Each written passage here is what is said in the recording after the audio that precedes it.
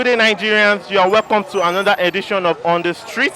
This is a program where we will be talking to people on the streets about critical, salient, and democratic issues that have to do with Nigeria and Africa as a whole. So today, my topic will be Buhari snubbing the National Assembly. How will it affect the Nigerian society and affect insecurity, insurgency, and terrorism in Nigeria? So when we come back, we'll be talking to this interviewee. We'll be telling them about Nigerian society and how it's going to affect the security in Nigeria.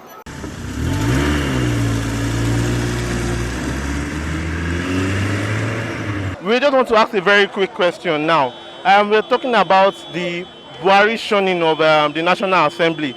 And how do you think it will affect Nigeria, the security in Nigeria, the insurgency and the terrorism in Nigeria? Because this was something that we were supposed to use to tackle security in Nigeria. That's why this meeting was called. So why do you think it is going to impact the Nigerian security? Well, to what I see, it's not going to bring good impacts. Actually, more problems to happen because even there is no even security at all. We didn't even have any found of any security happening because many things have been happening. All kinds of kidnappers and robbers and all kinds of terrorists happening all around the country. And we cannot even see anything happening. Actually, we can say that the man is doing the work. No. We don't see anything good about it. At least we are in a democratic government, and every democratic government has to maintain their rule of law. If there's nothing like rule of law, that means there's no democracy. We stand on our rule of law. You believe that it is not democratic, right? It's not democratic. The Nigerian security system has gone from bad to worse. There is a need for total overhaul of Nigerian security architecture. The military, their best is not good enough. So, and there is a need for state police. So for the state to be able to combat the security system at the state level, that is very, very important. So it's like this military and the other security agencies are taking the security issue with kick gloves, which is not going to help the matters. So the other time they said they have technically defeated the Boko Haram, and you can see banditry everywhere, kidnapping everywhere, and the thing is not even, in fact, it's disheartening, honestly. So the other time they said they have captured some area. As you can see now, Boko Haram have hijacked some areas in the north where they are collecting taxes. Especially Borno. Especially Borno State. So they have, it's like they are controlling some part of Borno State. So and we have the security, and we see operatives, the army, who have not been able to perform. So I think there's a need. Even all the service chiefs, they are due for retirement. They need to be replaced. So they are run out of ideas.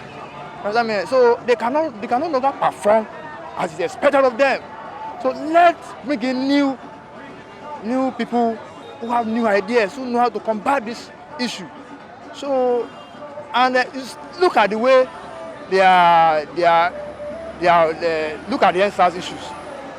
The way they are freezing the account of those people who are sponsoring the NSAS legitimate protest. Now they cannot freeze the account of those who are sponsoring Boko Haram.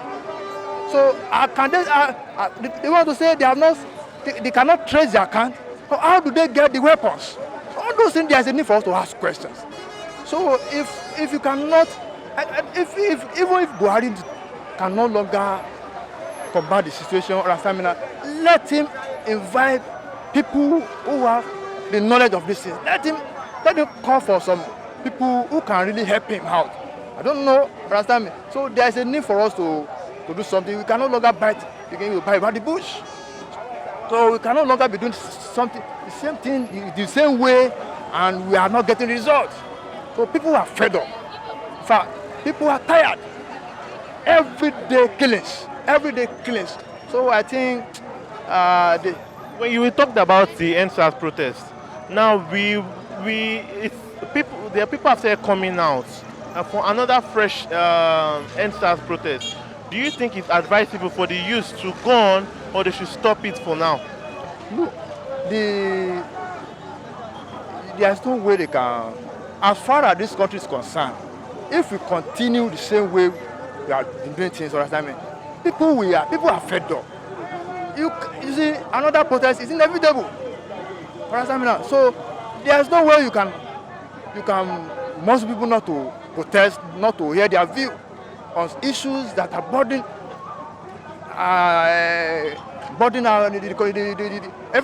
every part of the society. So there's no, you cannot say you should not protest. People protest. So there's a limit. So you can say, because the Constitution guarantees their freedom of protest. So for people to organize protest, violence-free protest, so you cannot say they should not protest. Understand me now? So a time will come that this issue will boomerang, except adequate measures have been taken, understand me now, to curtail the situations. So the security situation is zero, honestly. So there's need for government to do something as a matter of urgency. If they can do it peaceful, not violently, they can go ahead. That's peacefully, right? Yes, peacefully they can go ahead. So what do you implore the youth to do? What do you think the strategy they can use for these things? Protesting is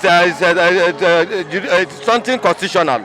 It's not something that, because without people coming out to say their voice, to say their mind, government have nothing to do. They will feel that we are okay anywhere we are. So they're supposed to protest and say their mind so that government can do something for them. After all, in this country today, you can see that the youth are going backward.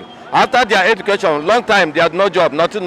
And it's like they have no money to fight for their rights. Thank you. What I see is that I think they have a reason for it. Because they would have they sent to them something before the issue comes. They need something, and this is what they want. An objective For them to do. And I think they have seen to them, they have not even done any of the thing, and they are not even doing anything, and they are just going outside it. I think them to come back the second time, it seems to just to reflect to them and let them know that. Okay, for security in Nigeria, what do you think is the way forward for us in Nigeria? What do you think we should do that we are not doing now? Well, the security in Nigeria, I feel that we should all our forces to come back in the real sense. They are all out of mental senses. They are not in the right form anymore. Okay, so lastly, what do you implore the youth should do? What do you think we can go? Because everybody now, we can say that people are not happy with the situation that is in Nigeria. What do you think is the way forward for us in Nigeria? The youth should form a body that will have a leadership. Without a body having leadership, whatever you are protesting has no meaning. So if you have a body, so that body can represent you. In terms of election like this, we can know that it's the youth that we want. Without the youth, because the elderly ones they are subduing us with their money. So without money, there's no election. It is with money they are fighting with election and taking to that seat. My advice, what I want them to do is I would like them to reason first before taking a step, and also call to the elders who have more to direct the step for them to do the right thing before taking any step for now.